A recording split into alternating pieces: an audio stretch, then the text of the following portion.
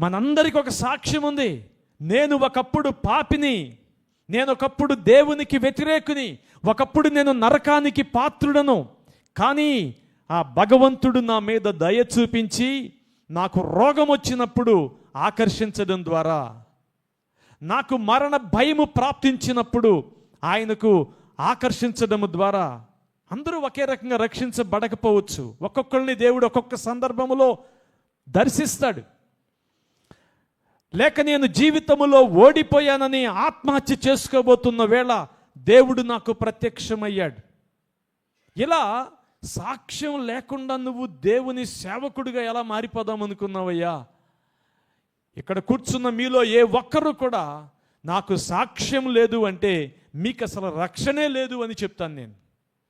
మీరు పొందిన రక్షణే దేవుడు మీకు ఇచ్చే గొప్ప సాక్ష్యం. ఆ సాక్ష్యాన్ని ఎప్పుడైనా ఎక్కడైనా ఎవరితోనైనా చెప్పడానికి మీరు నేను సిద్ధంగా ఉండాలి.